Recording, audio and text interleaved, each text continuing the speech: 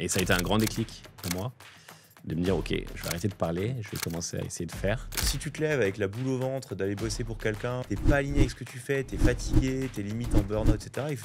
C'est qu'il y a un truc qu'il faut que tu changes. Tu vois. Par contre, dans les moments difficiles, c'est souvent quand même cette vision qui va te permettre de te lever. On a levé à peu près 300 000 euros en angels. Magie, là, on avait de l'argent pour pouvoir recruter du monde. Et la première erreur, on a recruté pour nos forces et on n'a pas recruté pour nos faiblesses. C'est pas grave, si tous moi mes potes ils vont dans les cabinets de conseil, ils sont tous à 3 ou 4 000 euros par mois alors que moi je suis au SMIC. Ouais. C'est pas grave, au moins je fais ce que j'aime. Tu vas dans un dîner avec des potes, tu bosses chez Facebook, tout le monde te dit « Ah, c'est génial et tout ». Et ça, à un moment ou à un autre, c'était beaucoup moins important. Je sentais que ce qui allait me rendre heureux sur le long terme, c'était de faire mon propre truc. Hello à tous, bienvenue dans ce nouvel épisode d'Insubmersible. Aujourd'hui, c'est un épisode un peu spécial, puisqu'on a testé un submersible classique, un submersible en solo, et aujourd'hui, c'est un submersible en famille. Je suis avec mon frère, Benjamin. Ça va ? Salut frérot, ravi d'être avec toi. Bah ouais, on s'est dit que toutes les discussions qu'on avait le soir tard en famille, ça pourrait être pas mal de garder une trace et d'en faire participer un maximum de personnes. C'est un peu spécial dans la famille puisqu'on est deux entrepreneurs. Ouais. On a un papa entrepreneur. Donc la culture de l'entrepreneuriat, j'ai envie de te dire, on baigne dedans depuis qu'on est petit. Et l'occasion d'avoir son propre média, c'est de se dire qu'on allait pouvoir en discuter tous les deux aujourd'hui autour de cette table. Pour ceux qui vont nous écouter, qu'on vous donne un peu de teasing, Ben, tu te présenteras, mais rapidement, Ben a une autre vision de l'entrepreneuriat que je vous enseigne depuis qu'on crée ce contenu. On est à Dubaï en ce moment. Il a mené une équipe d'un peu plus de 50 personnes à Dubaï dans une aventure entrepreneuriale dont tu nous partageras les secrets. Ta particularité, c'est que tu as fait du capital raising. Donc, tu nous en parleras versus ce que moi, je peux proposer sur la partie Lead Studio en bootstrap. Et l'objectif, c'est que à force de créer du contenu, et vous le savez, vous nous dites souvent, oui, mais on en a un peu marre d'entendre le zero to hero, etc.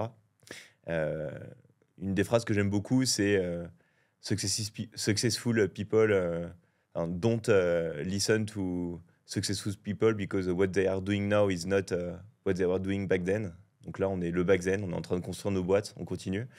Et on va vous partager cette vision du ongoing business. Qu'est-ce qu'on fait quand on essaie de construire une boîte, on n'est pas encore ultra successful. On fait beaucoup d'erreurs et profitons de ce moment tous les deux pour vous partager la vraie vision de l'entrepreneuriat insubmersible. Puis ça tombe bien, on est à Dubaï, il pleut, on s'est fait rincer. Donc on est clairement dans le thème, ça se verra peut-être à l'écran. Bref, voilà pour l'introduction. Ben, à toi de jouer. Merci frérot, ravi d'être avec toi. Comme tu l'as dit, insubmersible en famille, c'est super sympa de pouvoir faire ce podcast. J'en profite pour dire que, comme tu l'as dit, on baigne dans une famille d'entrepreneurs avec notre papa, mais on est 2 sur 5. Donc j'espère que bientôt on aura l'autre frère et les 2 autres sœurs avec nous sur le podcast. Qui viennent de Dubaï. En tout cas, c'est super cool de pouvoir être avec toi. Et comme tu l'as très bien dit, on a 2 parcours un peu différents. Toi, tu fais du bootstrap, tu as monté ta boîte à partir de zéro sans jamais lever de capital. Nous, et je dis nous parce que j'étais avec mon cofondateur, je sais que c'est aussi un sujet dont on parlera des cofondateurs, on a choisi de lever des fonds. Donc on a levé un peu plus de 6 millions d'euros ici à Dubaï, avec tout un tas de différents, soit des fonds et aussi du business angel, donc on pourra aussi discuter de différentes parties. Et on a eu la chance de pouvoir faire tout un cycle, donc lancer notre boîte un peu en bootstrap, faire de la levée de fonds, grandir très très rapidement, passer par des étapes très compliquées aussi dont on parlera, et finalement pouvoir vendre le business à un des leaders mondiaux de la food tech. Donc pour parler un petit peu de Chat Food, qui est la boîte qu'on a montée avec mon associé Vinny. C'est un e-commerce pour les restaurants. Le pitch est assez simple. Si tu es un restaurant, en général, tu vends en ligne par Deliveroo, Uber Eats et tout ça. C'est sympa, ça t'apporte des commandes, mais ça coûte très cher. Et beaucoup de restaurants n'arrivent pas à trouver le bon équilibre entre faire du chiffre d'affaires et faire des profits. Nous, on leur a proposé une démarche alternative qui est de vendre directement auprès de leurs clients. Et donc, on leur propose tous les outils pour qu'ils puissent vendre directement. Donc, un site e-commerce qu'ils peuvent connecter à leur compte Instagram, à leur site internet. Toutes les intégrations sur la logistique pour qu'ils puissent vendre en direct. On a fait ça à Dubaï, on a levé de l'argent, on a été le numéro 1, on a eu des moments plus compliqués. Et ensuite, on vient de vendre l'année dernière à Deliverect, qui est le leader mondial sur la partie food tech. Et aussi plein de bonnes expériences à partager là-dessus. Ben est un peu plus avancé que moi parce que lui il a eu quand même un first win, mais semé de belles histoires. Donc, Ouais, on parlera de... Parce que ça a l'air... la story, elle est sympa, Elle mais est on belle, parlera bien marketée. de l'envers du décor et surtout c'est le but. essayer de tirer les bons insights pour aider un maximum de personnes à naviguer ces différentes voies. La partie bootstrap ou la partie levée de fonds. Mais déjà, avant même de choisir sa voie, bon, de toute façon, on est entre nous, entre frères, mais je pense que c'est le moment de se poser les bonnes questions. Pourquoi tu as entrepris, toi? C'est une bonne question, effectivement. Et je pense que c'est une question que je conseille à tout entrepreneur qui veut se lancer ou même qui s'est déjà lancé, à laquelle vraiment réfléchir en profondeur pour comprendre quel est le drive qui te pousse à faire ça au quotidien. Tu le sais et tu le dis dans tous tes podcasts, insubmersible, c'est très compliqué, il y a énormément de challenges. Donc il faut vraiment être sûr de pourquoi est-ce qu'on fait ça. Mais est-ce que tu penses... Enfin, en gros, c'est toujours la question de est-ce que tu nais entrepreneur ou est-ce que tu deviens entrepreneur? Toi, Moi, je pense qu'il y a une fondation. C'est-à-dire que moi, de mon côté, très rapidement, quand j'étais petit, j'utilise souvent l'exemple des balles de golf, mais j'ai toujours été attiré par le côté monter des petits projets, bidouiller et tout, comme toi, tu l'as fait avec les cartes Yu-Gi-Oh! Sauf qu'à la différence de toi, on parlera aussi de toi, de tes motivations, mais j'étais, je pense, beaucoup moins déterminé à la base à le faire. Donc je sentais que c'était quelque chose qui m'attirait. Je sentais que même quand je discutais avec des gens qui avaient des projets, j'avais une vision qui était sympa, c'était un univers qui m'attirait. Mais j'ai fait comme toi une école de commerce et en fait, je me suis un peu laissé porter à rentrer dans le monde de l'entreprise, à travailler dans des grandes boîtes. Et en fait, il y a un moment où c'est devenu une frustration de ne pas faire mon propre projet. Et je pense que ma motivation très profonde, c'était de vouloir me montrer et montrer aux gens autour de moi, donc ma famille, que j'étais aussi capable de faire ça. Et du coup, je me suis laissé porter pendant peut-être les 6-7 premières années de ma vie pro. Et à un moment, j'utilise souvent cet exemple. J'étais chez Facebook à l'époque, mais j'étais ici à Dubaï pour voir Sarah, qui est aujourd'hui ma femme. Et je lui parlais de mon idée de business numéro 58. Et à un moment, elle me coupe, elle me fait « Tu me saoules avec toutes tes idées. Il y a un moment, il faudrait que tu fasses des choses. » Et ça a été un grand déclic pour moi, de me dire « Ok, je vais arrêter de parler, je vais commencer à essayer de faire. » Et me lancer dans les trucs. Il y a plein de trucs dans ce que tu as dit sur lesquels j'ai envie de rebondir. Premièrement, c'était je me suis laissé porter, etc. Genre, pourquoi, à ton avis, t'as pas eu le déclic avant? Première chose. Et deuxième chose, tu as dit j'avais besoin de prouver que j'étais capable de le faire. Pour moi, ça implique pas mal de choses. Est-ce que du coup, quand tu dis prouver, ça veut dire que c'est en référence à certaines choses qui sont passées avant, que ce soit ton contexte quand tu es né, ton cercle familial? Je pense qu'aujourd'hui, on le voit, il y a beaucoup de gens qui se lancent parce qu'ils sont partis de rien, ils ont souvent eu des départs un peu difficiles, et la manière d'entreprendre, c'est de te dire fuck la société, je vais leur prouver que malgré tout ce qu'on m'a dit, je peux le faire, quoi.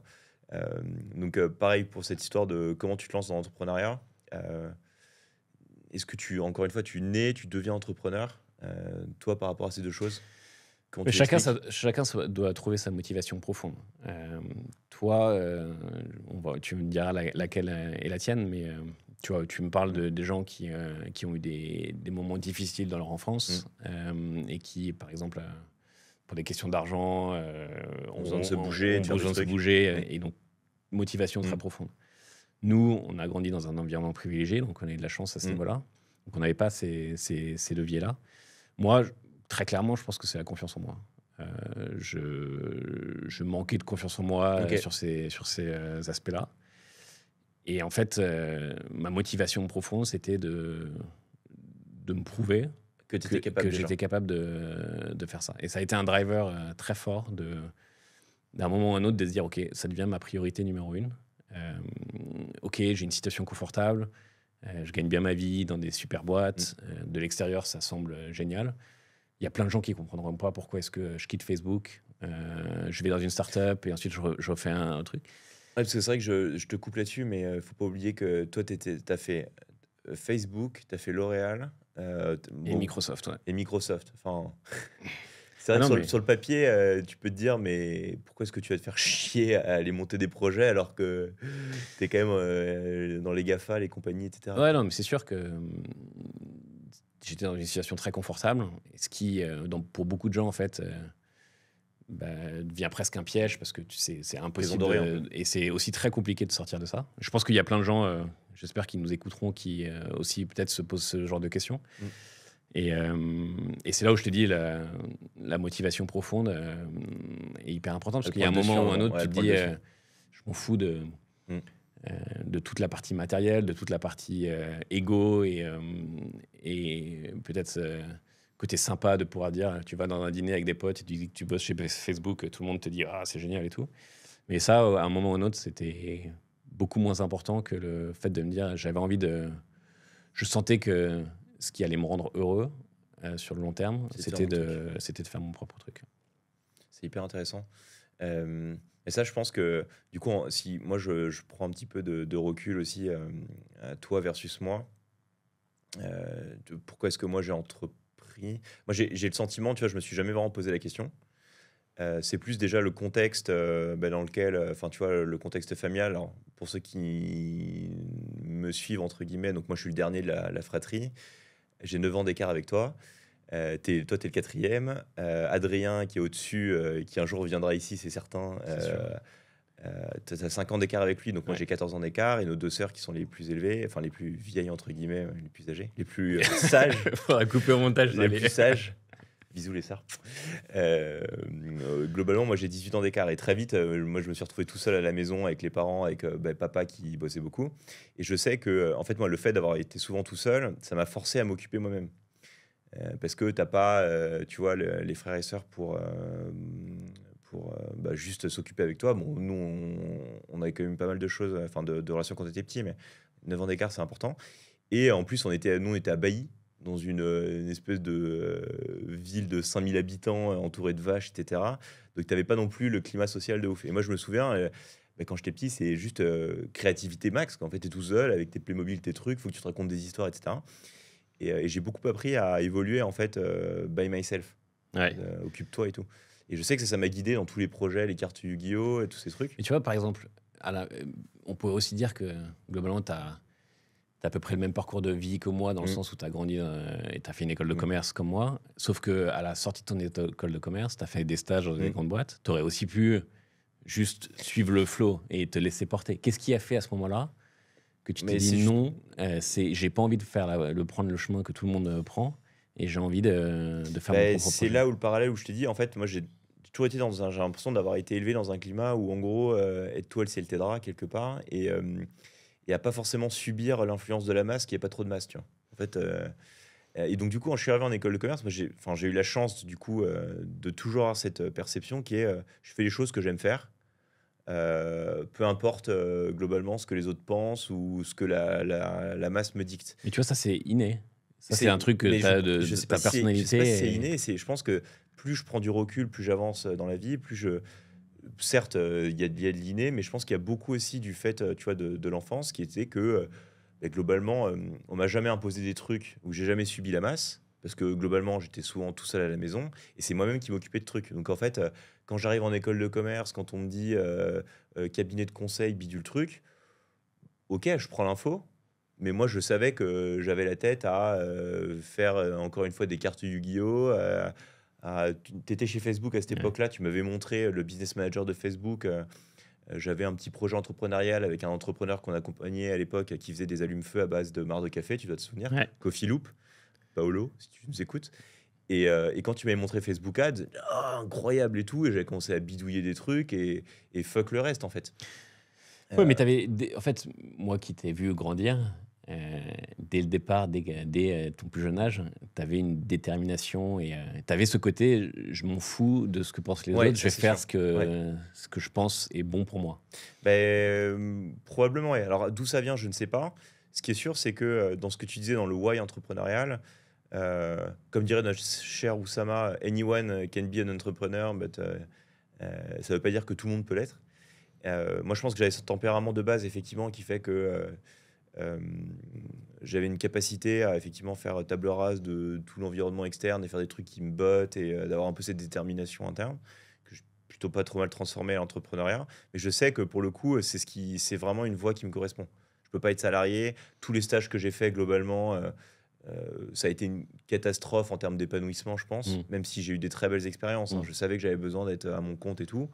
Et donc je le sentais. C'était ce gut feeling de se dire, non mais en fait, il y a qu'une seule voie, c'est entreprendre parce que moi, ça me permet de garder ma liberté, de garder mes choix, parce que j'étais habitué en fait à évoluer comme ça, tu vois, à avoir 100% le contrôle du temps, de ce que je dois faire, parce que la masse ne m'impose jamais rien, parce que les trois quarts du temps, j'étais tout seul à la maison avec mes Playmobil, tu vois. Et donc, ça, je sais que je le ressens et c'est des choses où il faut se poser les bonnes questions, c'est apprendre à se connaître soi-même. Et ça demande beaucoup de maturité et je pense que c'est des exercices que plus tu es jeune, plus tu as intérêt à maîtriser assez vite. Et après, en fonction de ça, effectivement, tu crées la boîte qu'il te faut. Et je pense Ouais. que quand tu parlais de la confiance en soi et justement que tu as adopté un modèle plus capital raising versus moi bootstrap, euh, peut-être aussi que ça vient de là.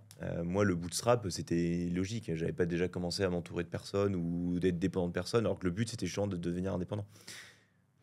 Ouais, après, je suis curieux de. Tu as commencé juste après ton école de commerce avec le marc de café. Comment est-ce que tu es arrivé à l'e-studio?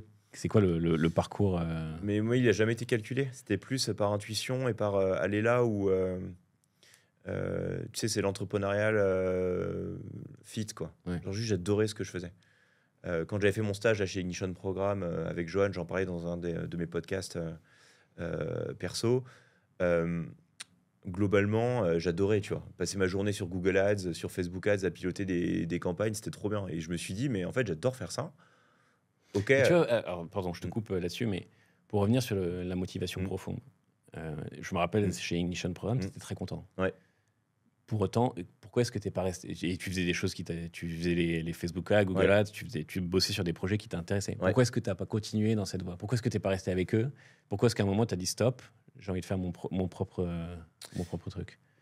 Bah, je pense qu'il y a plusieurs choses. C'est qu'il y a c'est le fait que j'ai besoin de cette indépendance. Donc, au-delà de faire ce que j'adore, c'est que j'aime le faire, mais en mode pour moi et aussi sans contrainte.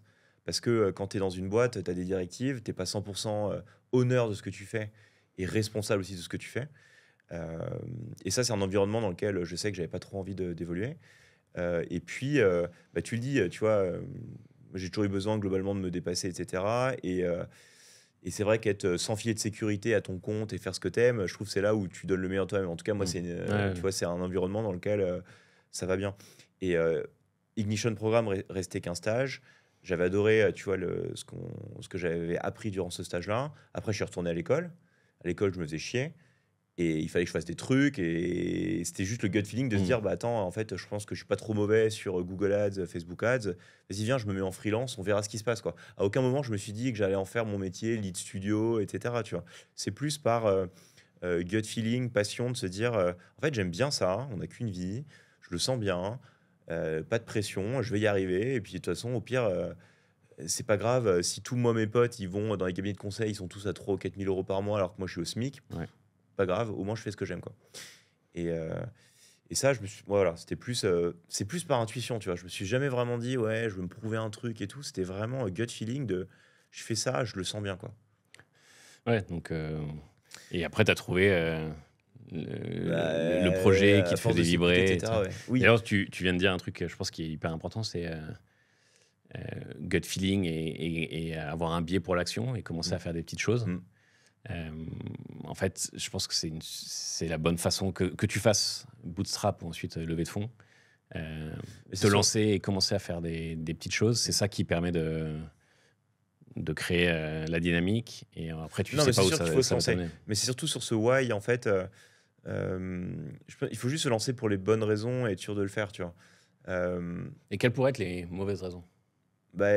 Justement, de le faire déjà pas pour soi, mais pour de l'externe ou tu vois, pour la masse globalement. Parce que tu as été influencé, parce que c'est à la mode de se lancer. Tu vois, typiquement, il y a beaucoup de personnes aujourd'hui qui vont se lancer en entrepreneuriat ou essayer de monter des projets, non pas parce qu'ils ont un cœur de le faire, mais parce que c'est bien d'être entrepreneur en fait. Mais ça, c'est terrible, parce que dès que globalement, tu vas commencer à en chier, tu vas abandonner, parce que Dieu sait que l'entreprendre, c'est hyper dur. Après, chacun a ses raisons, quoi.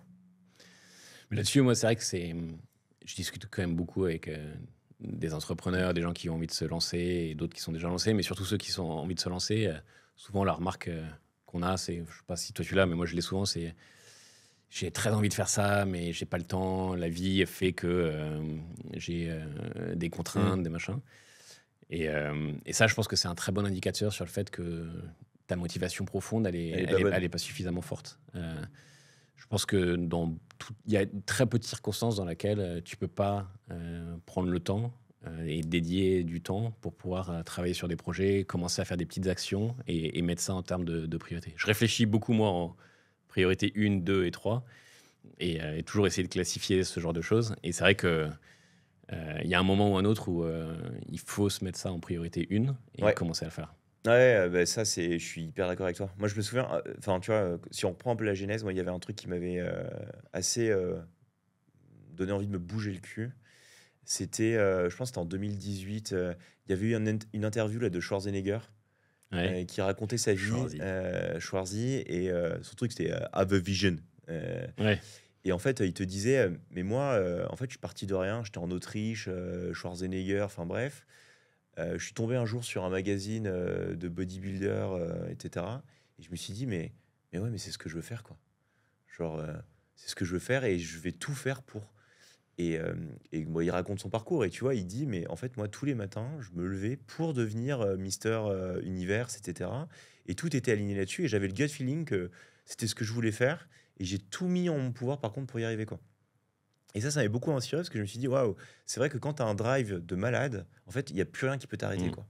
Et ça, c'est des bonnes questions, je pense, à se poser. C'est en fait le matin avant de sortir de ton lit, mais en fait, pourquoi tu te lèves, quoi? Genre, si tu te lèves avec la boule au ventre d'aller bosser pour quelqu'un ou même pour toi, hein, pour ton projet, en fait, t'es pas aligné avec ce que tu fais, t'es fatigué, t'es limite en burn-out, etc. Enfin, c'est qu'il y a un truc qu'il faut que tu changes, tu vois. Par contre, dans les moments difficiles, c'est souvent quand même cette vision qui va te permettre de te lever. Et donc, du coup, pour revenir à moi, ma vision, c'était quoi? Quand je me levais le matin au début de l'entrepreneuriat, c'était juste que moi, je voulais avoir le contrôle de mon temps et je voulais vraiment être build cette indépendance de se dire, mais j'ai jamais envie d'aller bosser pour quelqu'un, quoi. Genre, je veux être autonome, je veux build mes propres projets. À aucun moment, j'aurais envie d'aller vendre mon temps, d'être salarié, etc., de subir globalement et je veux être acteur de ma vie, quoi. Même dans les moments les plus durs.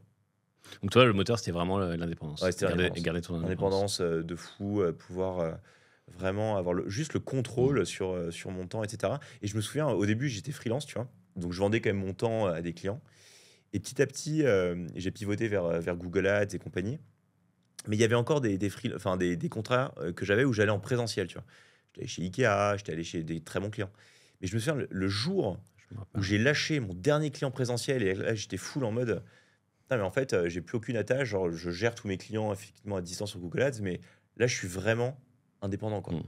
Bah, j'ai eu ce truc de waouh, là, j'ai enfin atteint le truc de j'ai plus besoin d'aller, tu vois, faire les heures, le machin, le présentéisme que je détestais, tu vois. Et c'est vrai que ça a apporté une certaine satisfaction et j'étais content de me dire waouh, ouais, là, j'ai passé un premier step, tu vois. Et on va partir sur la partie cofondateur derrière, mais c'est vrai que pour reprendre moi ce moment un peu clé où j'ai discuté avec ma femme sur mon balcon et je me suis dit ok, maintenant j'ai envie de mettre ça en P1, il me manquait quand même une brique qui était de faire la rencontre qui allait me permettre de pouvoir travailler ce projet-là. Ouais. Et c'est là où je pense que le destin joue quand même une part énorme. C'est très rapidement après, j'étais à Dublin à l'époque chez Facebook. J'avais un appartement et je cherchais un colocataire et le mec qui a tapé à la porte pour venir prendre la chambre, c'est Vinny coucou. qui est devenu, j'embrasse. Je pense qu'on l'invitera peut-être aussi sur le podcast, qui est venu pour prendre la chambre. Et la chance qu'on a eue, et c'est vraiment une chance énorme, c'est que lui est développeur exceptionnel de talent et ingénieur de talent. Moi, toujours plein d'idées. Et surtout, match de nos personnalités au moment où on avait vraiment envie de construire un truc. Ouais. Et en fait, ça a été... Donc, il y avait la partie mindset qui était alignée. J'avais envie de faire ça. Ouais. Et après, j'ai la partie rencontre qui a permis de débloquer le truc. Je pense que tu l'aurais fait s'il n'y a pas eu Vinny. Je pense que je l'aurais fait. Mais j'aurais fait des choses... ça aurait été beaucoup plus compliqué. J'aurais fait des choses différemment.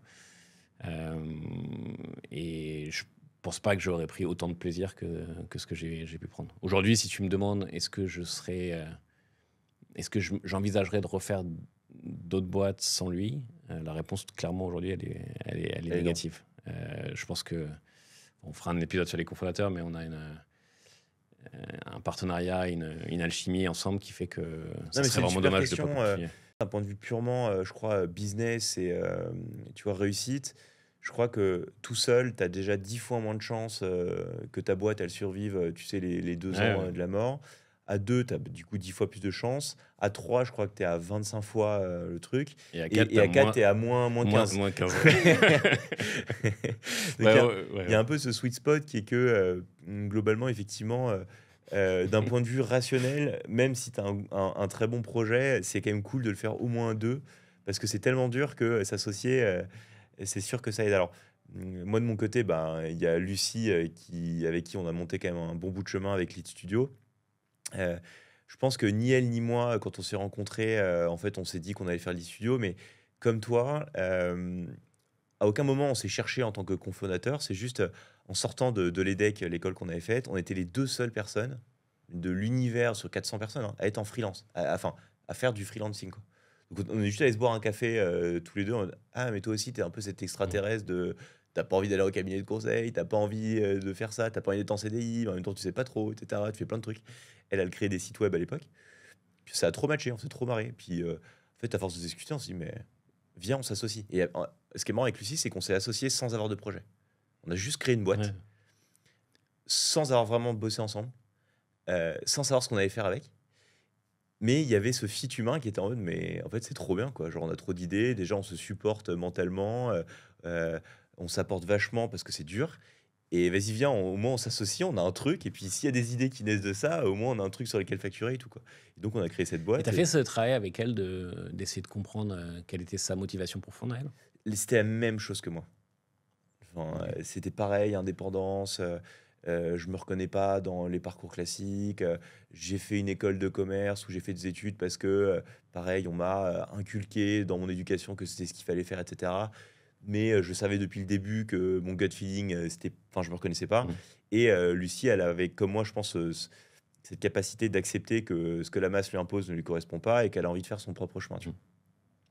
Et juste par ça, en fait, ça a fité. Et je pense que. Enfin, moi, je le vois, tu vois, quand tu discutes avec pas mal d'entrepreneurs ou tu sais qui sont solos, il y a un peu un devoir de ouais, il faut que je trouve un cofondateur, etc. Complémentarité, business. Et en fait, tu vas surtout regarder un prisme qui est très compétence, je trouve. Est-ce que globalement, moi, je suis développeur, je sais pas vendre, je vais aller chercher un vendeur ou ouais, j'ai une idée, donc du coup, je veux quelqu'un qui va bosser pour moi sur, enfin, tu vois, m'aider à développer l'idée. Moi, je pense que c'est une erreur et que tu as plus intérêt à t'entourer de personnes avec qui tu as un fit humain de malade, sans pour le coup savoir si vous êtes complémentaires ou je ne sais quoi, plutôt que t'associer avec quelqu'un qui a des très bonnes compétences sur le papier. D'ailleurs, tu pourras en parler, mais vous étiez 3 à la base. On va en parler. Mais ceci dit, je suis un peu partagé. Enfin, si je comprends bien ce que tu dis que c'est le fit humain est le plus important. Mais il faut quand même qu'il y ait un niveau de complémentarité qui soit assez fort. On est d'accord que si vous êtes un fit humain, mais que vous êtes les deux sur le même segment de compétences, ça reste compliqué quand même. Regarde Google, Larry Page et Sergey Brin, c'était deux nerds de l'espace. Ouais. Zuckerberg, c'est un peu un extraterrestre, mais non, moi je suis pas d'accord. Je pense vraiment que en fait, les compétences, ça s'apprend. C'est plus, je pense qu'il faut que tu aies une vision commune et effectivement, tu as des valeurs communes avec ton cofondateur. Lucie et moi, on s'entendait hyper bien parce qu'on avait cette volonté juste de break un peu le système et de faire quelque chose de différent qui Ouais, mais correspond. vous étiez super complémentaires aussi, Non, pas forcément, je suis pas non? d'accord. Non, parce que Lucie et moi, on était assez entrepreneurial. En fait, en termes de management, de cadre, etc., processisé, on a toujours été naze. On a toujours tout fait à l'arrache. Partie sales, bah, c'est plutôt moi qui avais la partie sales, tu vois, mais Lucie l'avait aussi. Et puis, il y avait plein de trucs Mm. où, globalement, on était des bébés entrepreneurs, on savait rien faire, hein. Les RH, l'entrepreneuriat, enfin, Ah ouais, manager, ça, enfin, tu vois, tous ces trucs, oui, mais tu peux avoir des personnes qui ont des très bonnes compétences là-dessus et qui sont très complémentaires. Et on sait qu'à partir du moment que tu veux avoir une boîte où tu as des équipes, où tu dois manager des gens, les compétences soft skills sont hyper importantes. Je suis une catastrophe en soft skills, par exemple. Euh, et donc, je pense Du coup, que... qu'est-ce que tu penses? Parce qu'il y a pas mal d'incubateurs là qui te permettent de faire des matchs de Ouais, cofondateurs et tout. T'en penses quoi? je suis archi contre. C'est, c'est, c'est comme Mario au premier regard, Mm. quoi. Euh, non, enfin, attends, je vais essayer de préciser ma pensée. Je pense que si tu vas dans ce genre de choses en te disant je vais trouver mon cofondateur, etc., c'est une illusion. Par contre, faire ce genre d'exercice pour rencontrer pas mal de gens et te se dire ah, il y a peut-être avoir un fit, etc., pourquoi pas creuser, c'est le début quelque part de Ouais. peut-être un super fit. Mais penser que juste parce que bidule truc, lui aussi, il a des compétences, il va monter un projet, tu vas t'entendre bien avec lui, je pense que c'est une erreur. Et que le prisme dans lequel tu y vas est plus important que le fait d'y aller, quoi. C'est juste, est-ce que tu y vas pour trouver quelqu'un qui a des compétences techniques qui te manquent? Et ça, je pense que c'est une super erreur. C'est le meilleur moyen de se planter. Est-ce que tu y vas en mode, j'ai envie de trouver quelqu'un qui me ressemble, à qui j'ai envie de partager une aventure? Et même si c'est pas mon cofondateur, se Mm. dire que commence à créer un réseau de personnes qui sont dans le même état d'esprit que moi, avec qui je vais pouvoir peut-être aller prendre des cafés, des verres le soir, parler de mes problèmes, bah, ça, c'est une bonne démarche, tu vois. Ouais, non, mais de toute façon, je suis globalement d'accord avec toi, mais c'est vrai que je pense que le fait qu'il y ait cette démarche d'aller dans ce genre d'endroit, ça veut dire que ça te dénote déjà quand même une certaine motivation. Et du Oui, coup, t'as quand même, tu te mets dans des meilleures conditions pour éventuellement rencontrer quelqu'un avec ouais, qui non, mais ça c'est fit. clair. Et bah, du coup, je reste un peu sur l'expérience aujourd'hui, mais Lucie, elle a quitté l'aventure Lee Studio l'année dernière. Je le répète, moi, dans les podcasts, je me fais un point d'honneur aujourd'hui à trouver mes futurs cofondateurs, mes futurs associés. Euh, j'ai fait beaucoup de rencontres jusqu'à présent, de personnes avec qui, typiquement en termes de skills, de complémentarité, il y a plein de choses, mais pour le coup, je suis toujours pas associé à qui que ce soit pour le moment. Et Euh, je sais pas pourquoi. et pourtant, j'ai beaucoup de personnes avec qui, tu vois, là, je bosse en avance, qui seront Ouais. peut-être les futurs associés de Lead Studio ou de tous les business qu'on va bosser, mais je le vois aujourd'hui, ce sont des personnes avec qui on s'entend bien. Mm. Ouais, ouais. Euh, et pourtant, on est ultra. Il n'y a pas du tout. Il n'y a pas vraiment de complémentarité, j'ai envie de te dire, en termes de skills, etc., quoi. On sait tous faire la même chose, mais par contre, on s'apporte, tu vois. Et je sens qu'il y a peut-être des choses avec lesquelles on peut vraiment avancer sur du long terme, tu vois. Ok. Et je sais pas si tu peux en discuter, mais qu'est-ce qui a fait que Lucie, à un moment ou un autre, a voulu quitter l'aventure? Euh, ben, c'est là où c'est intéressant, c'est que je pense que c'est à l'image de l'association, c'est que avec Lucie, on s'est toujours dit les choses. Et au-delà de l'aventure humaine, il y avait, enfin de l'aventure justement entrepreneuriale, c'était une aventure humaine. Et Lucie, elle était juste arrivée à un moment où en fait son drive de life ne correspondait plus à l'aventure Lead Studio, quoi. Et c'était pas en mode c'est trop dur ou je ne sais quoi, c'était plus mon why et ma vision, typiquement dont on a parlé en début de podcast, ne correspondait plus à juste l'aventure de l'e-studio. Et ça, c'est important de ne pas se voiler la face et typiquement, tu vois, de continuer dans des parcours sur lesquels tu te reconnais plus. Et en fait, avec Lucie, c'était juste, Lucie voulait faire autre chose, quoi. Juste faire autre chose, elle se reconnaissait plus dans le projet, elle avait envie de créer des nouvelles choses. Euh, Et tu sais ce qu'elle fait aujourd'hui? Elle a remonté une autre boîte Ouais, ou elle je, est. sais- je pense que Lucie le dira, mais Mm. elle est repartie dans une voie totalement différente. Ok. Par contre, elle va réentreprendre, elle va remonter des projets, mais sur un why qui lui correspond beaucoup mieux.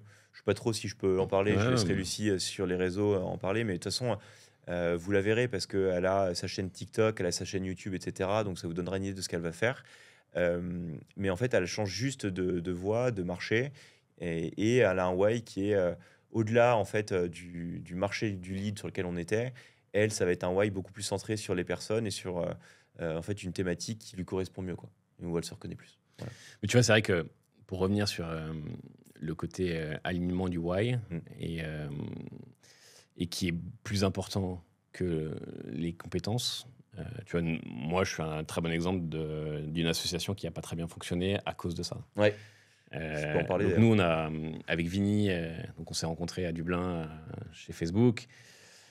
On a commencé dès le premier soir à bosser sur des projets ensemble. On a fait une première app qui n'a pas marché, on a fait toutes les erreurs. On pourra en rediscuter aussi de comment lancer son projet. On a fait 2-3 autres projets qui n'ont pas marché non plus. Et du coup, on a appris énormément et on a surtout appris qu'on bossait très bien ensemble et qu'on avait envie de continuer ensemble. Après, moi, je suis revenu ici à Dubaï. Il y avait aussi, pour revenir sur le why, il y avait des centaines de raisons sur lesquelles on aurait pu se dire, bon, on arrête parce qu'on est à distance et on a continué à bosser et tout. Donc, vraiment, la motivation profonde était très forte. Il est venu à Dubaï et là, on a commencé à bosser sur un projet de e-commerce pour des voitures, pour vendre des voitures. Et à ce moment-là, concours de circonstances, on était aussi en contact avec une autre personne, Yann, qui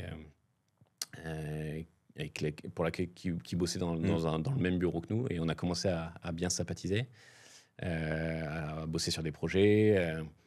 Et là, il y avait un biais de notre part qui était moi, j'ai plein d'idées, mais je ne suis pas très organisé. Et je ne suis pas le mec le plus... processé possible. Vini, exceptionnel sur la partie produit et tech, mais pareil, pas très intéressé par tout ce qui est process et structure. Et donc Yann qui est là et qui bosse avec nous, on a des bons échanges et qui lui a pour le coup toutes ses compétences. Et donc très rapidement on a commencé à bosser ensemble et on s'est dit bah en fait c'est génial parce que ça fait un super fit. Ça fait vraiment les trois, les complémentarités. Mais l'erreur qu'on a faite, c'est qu'on n'a pas justement passé suffisamment de temps à comprendre son why, sa motivation profonde. Et surtout, ce qui était prêt à faire en termes de priorité entre ce business-là et puis tous les autres aspects de sa vie. Et en fait, ensuite, le projet e-commerce, on s'est dit que ça ne nous intéressait pas et qu'on l'a fermé. Et on a bougé sur la partie chat food où, à travers le projet e-commerce, on a vu qu'il y avait un vrai problème à résoudre auprès des restaurants pour les aider à reprendre le contrôle de leur vente.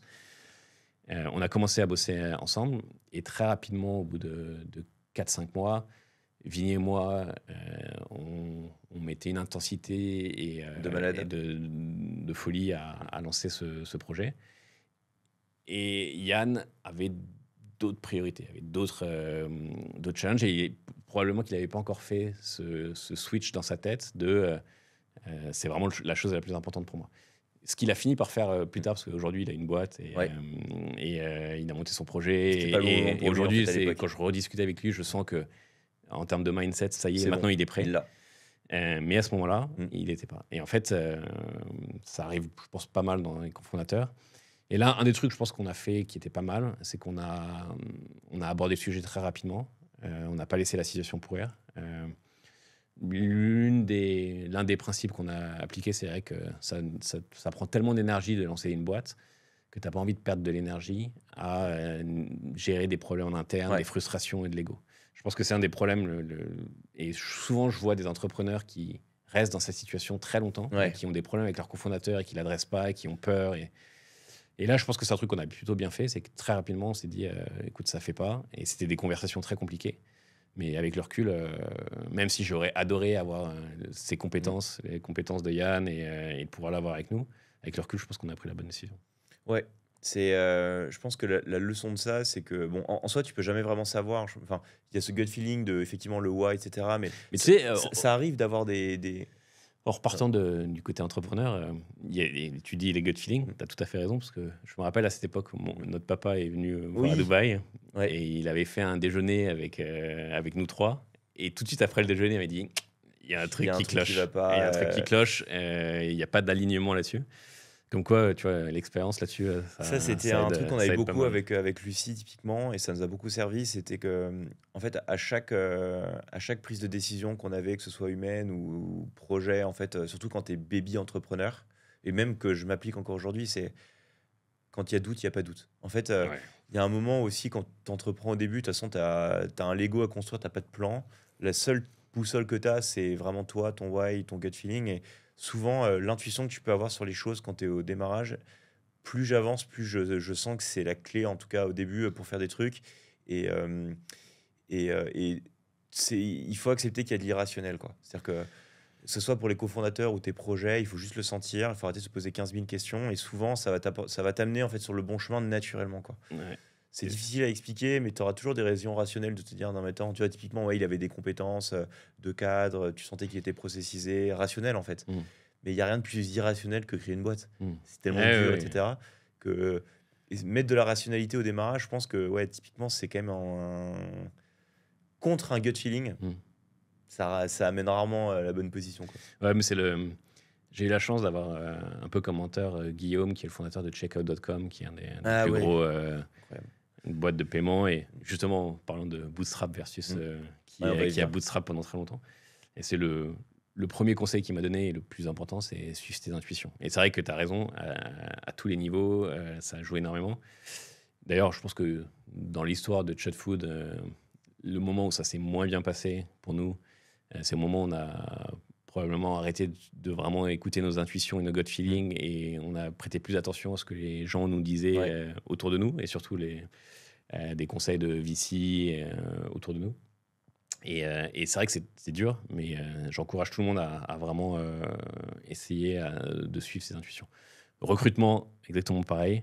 Ah non, mais Si t'as, s'il y a doute, il n'y a pas de doute. s'il y a Surtout un sur doute les sur le recrutement, recrutements. il faut y aller très vite. Toi, tu as eu des. Bon, sans citer de nom, mais tu as eu des moments où tu t'es complètement planté sur le recrutement?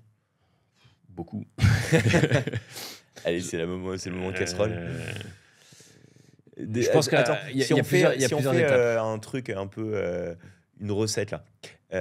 Ingrédients pour se planter dans le recrutement d'une personne. En fait, déjà, il y a plusieurs étapes. À quel moment de ta vie donc nous, on a commencé avec Vinny sur la partie de chat food. Ça a commencé à bien grandir. On a recruté un autre développeur, donc on était 3. Et là, on a fait une première levée. On a levé à peu près 300 000 euros en angels, avec des angels qui nous ont fait confiance. Et donc, magie, là, on avait de l'argent pour pouvoir recruter du monde et faire nos premiers recrutements. Et la première erreur, on a recruté pour nos forces et on n'a pas recruté pour nos faiblesses. Donc, typiquement, ce qu'on faisait, Vinny et Phil à l'époque étaient développeurs. Et ça marchait globalement bien, et donc on a voulu recruter plus de gens, mais surtout sur la partie commerciale. Moi, je faisais toute la partie commerciale. Ouais. Et la première personne que j'ai recrutée, c'était un sales. Alors Ok. qu'en fait, Il y avait déjà la compétence. leur raison aurait voulu que je continue à faire des sales le plus longtemps possible et que je recrute pour mes faiblesses, qui étaient clairement la partie structure, finance et tout. Et là-dessus, on a fait le choix de recruter quelqu'un d'assez junior qui n'avait pas l'expérience. Ouais.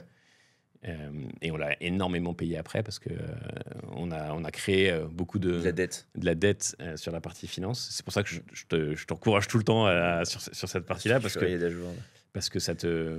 Autant il y a ce mantra qui est do things that don't scale, Ouais. et c'est vrai sur plein de points, mais je pense que sur la partie admin et finance, j'encourage tout le monde à, dès que tu as un peu de capital et potentiellement structurer cette partie-là premièrement. Je sais plus sur quel podcast j'avais vu ça, mais c'est vrai que partie finance admin, c'est probablement le premier pôle à bien structurer au départ quand tu t'engages. Et toi, en tant que cofondateur, si tu as la chance d'avoir un cofondateur produit tech et un cofondateur commercial, continue à faire cette partie-là. Je pense que ça dépend des la business plus quand même. importante. Ça dépend des business. Je pense que, ouais, les 3 quarts des business, effectivement, si tu n'as pas une bonne, tu vois, une bonne structure en termes de tes finances, ton cash management, ça va être chaud. Après, moi, je suis le contre-exemple de ça. C'est que on n'a jamais eu vraiment de DAF, on fait un peu tout au doigt mouillé. C'est une erreur.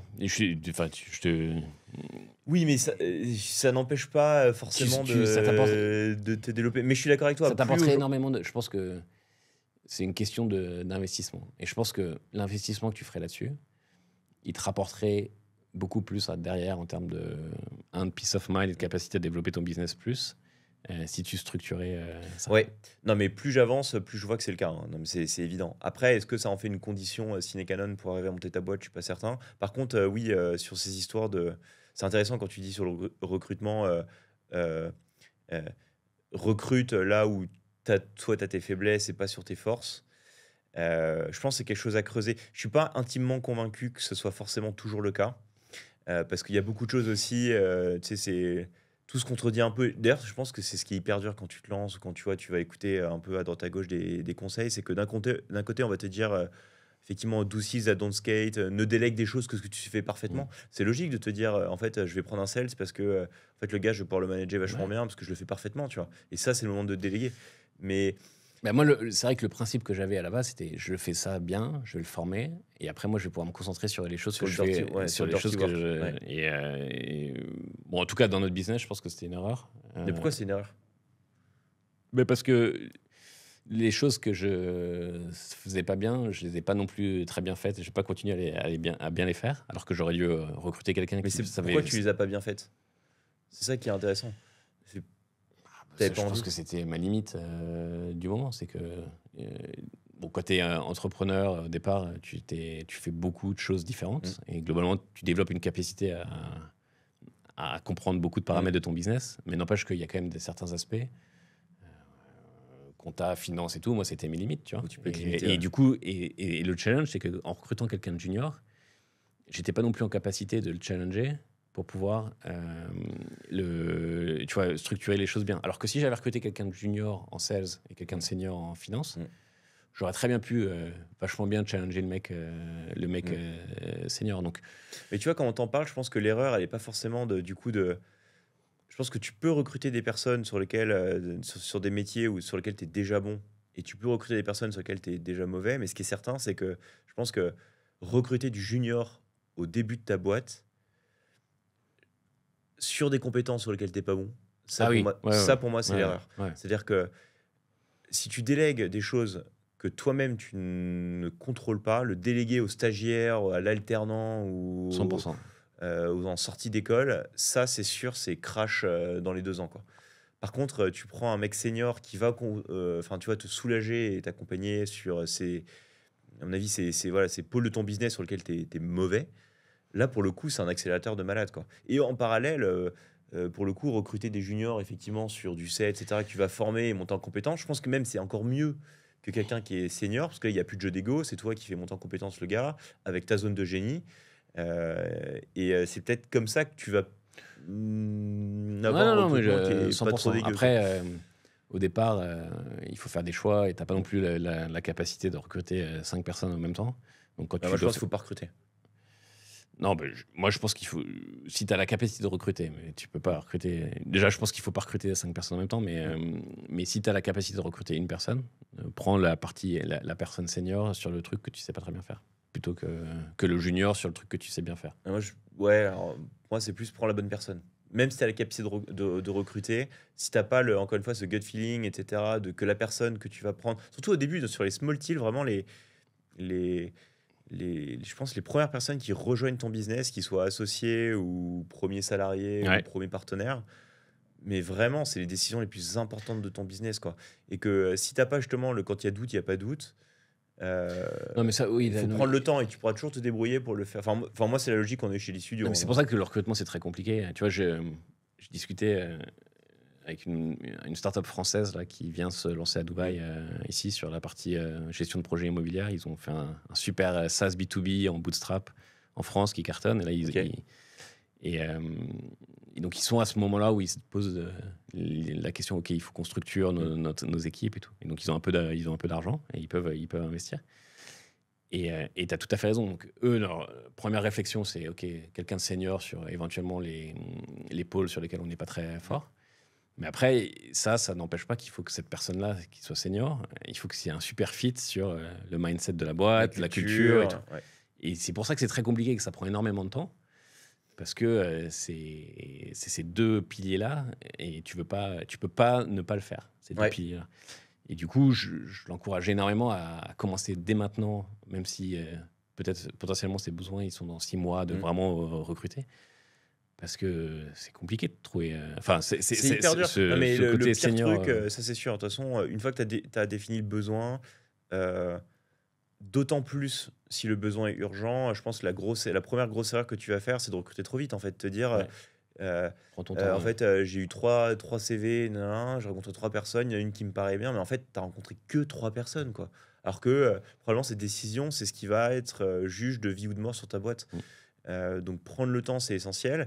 Et surtout, même si tu sais que c'est un besoin urgent, en vrai, tu as toujours moyen d'arriver à quand même colmater les fuites et à prendre quand même le temps. Et, euh, et, et pour le coup, dans l'urgence, tu me diras ce que tu en penses, mais même si je pense que si vraiment tu dois recruter dans l'urgence, le plus important à vérifier, c'est pas les skills pour le coup du gars, c'est effectivement s'il est senior, etc. Enfin, ce qu'il va vraiment t'apporter, mais c'est surtout pour le coup l'alignement avec les valeurs de la boîte. Et est-ce que globalement, comme ça va être le chaos dans ta boîte, parce que c'est le début, est-ce que le mec il est suffisamment aligné avec la vision, avec ton why pour avoir envie de se lever le matin et évoluer dans ce chaos, quoi. Ouais. Euh, et, euh, et ça, c'est un truc, tu vois, typiquement, moi, c'est une deuxième erreur, je pense enfin, en tout cas, moi, c'est une erreur que j'avais faite un peu au début, c'est de pas suffisamment bien définir les valeurs et le why de ta boîte. Non, ouais. Clairement, de pas suffisamment bien définir ces valeurs et pourquoi est-ce que tu fais ça, entièrement d'accord. Valider le fait que cette personne-là et ce Le match fit. avec ce fit. Et après, je pense que, d'ailleurs, je veux faire une petite précision là-dessus. Quand on parle de senior, je pense il faut bien préciser. Ouais. C'est que l'erreur aussi que souvent tu fais, c'est que tu dis, OK, je vais prendre senior, donc je vais prendre un mec qui a 10 ans déjà le d'expérience, pédigré, ouais. qui a déjà fait ça et tout. Je pense que l'autre conseil qu'on peut éventuellement donner, en tout cas les choses que j'ai vues bien marcher, c'est pas le plus important, l'expérience dans une autre boîte. Et un truc que j'ai vu qui marche très bien, c'est d'arriver à prendre quelqu'un qui a vu comment ça se passait dans une autre boîte, mais qui l'a pas encore fait, Ouais. et qui a vraiment cette motivation de OK, je vais pouvoir prouver que moi aussi je suis capable de le faire. Ouais. Donc en fait, sur le senior, c'est presque tempérer ça sur quelqu'un qui est pas encore senior, qui est sur la voie d'être senior. Et ça dépend comment tu définis C'est senior, hyper intéressant mais, ce que tu dis. mais c'est très compliqué, surtout au départ, quand c'est une startup. Surtout et moi, j'ai énormément de respect pour les premiers employés parce que tu prends énormément de pression sur un projet qui, à la base, est pas forcément le tien. Donc, c'est très compliqué et c'est là où il faut avoir aussi une motivation profonde pour l'employé et qui est j'ai envie aussi de prouver que moi aussi je suis capable de faire ce job-là. Mais alors, moi je te partage du coup l'expérience Lead Studio et en fait Ouais. les conclusions que moi j'en tire, c'est que moi, j'ai eu la chance d'avoir toutes les personnes aujourd'hui qui ont rejoint le projet. Ça a toujours été des personnes qui sont venues me parler en mode j'ai trop envie de bosser avec toi, ça a l'air trop bien ce que vous faites, etc. Euh, et j'avais pas forcément de besoin à ce moment-là. Mais les personnes m'ont tellement été tellement déter en fait, en se disant mais j'ai envie de faire le média buy, j'ai envie de faire ça, là, là, que globalement bah, ils n'avaient pas forcément tout le temps les compétences. Mais le why était vraiment profond et bah, ils sont toujours dans la boîte malgré toute la tempête qu'ils ont eue. Et pour moi, il y a deux choses. Il y a si tu crées une boîte, je pense que, en tout cas, tu es un cofondateur ou pas, il y a une personne qui doit quand même incarner la boîte, surtout aujourd'hui, pour se différencier et avoir ce côté de déjà, je speak to the world de mon Mm. projet, je donne envie aux gens de rejoindre mon projet, mais vraiment de l'incarner, quoi. C'est-à-dire que si tu veux trouver ces talents qui ont peut-être pas les compétences, etc., mais qui vont avoir la motivation profonde de rejoindre ton projet, il y a un moment, il faut que tu parles de ton projet. Je vois, tu vois, je parle avec pas mal d'entrepreneurs, parfois ils sont en mode non, mais j'aime pas trop vendre, je veux pas trop créer de contenu, etc. Mais en fait, comment tu veux attirer des talents ou des personnes qui sont déter si toi-même Mm. tu montres pas que tu es déter sur ton projet et que tu es tellement passionné par ton projet que c'est obligé, tu as envie d'en parler, tu vois. Comme quand tu postes tes photos d'Instagram de tes voyages parce que tu as kiffé, parle de ton projet, Ouais, ouais. incarne ton projet. Et ça, c'est ce qui va permettre d'avoir ces personnes un peu déter. Deuxièmement, c'est que certes, parfois, tu as des besoins, je pense, mais il y a aussi parfois des occasions qui se présentent à toi où tu n'as pas le besoin.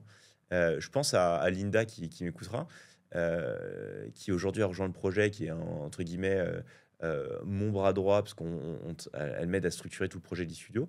Mais Linda, tu te reconnaîtras quand tu écouteras ça. Au début, je t'avais dit non. Je t'ai dit, mais j'ai pas de besoin en fait. J'ai pas de besoin. Là, je vois pas l'intérêt. Et Linda est revenue à la charge tout le temps. Non, mais je veux bosser pour vous. J'ai trop d'idées. Je vais faire ça, ça. Et puis, bah, du coup, de manière intérieure, je me suis dit, mais attends. ok, si demain Linda devait rejoindre le projet, qu'est-ce qu'on ferait, etc. Elle est tellement motivée, elle a l'air de tellement avoir envie de tout péter que, putain, mais quelle erreur! Ça serait tellement une erreur de pas lui laisser sa chance.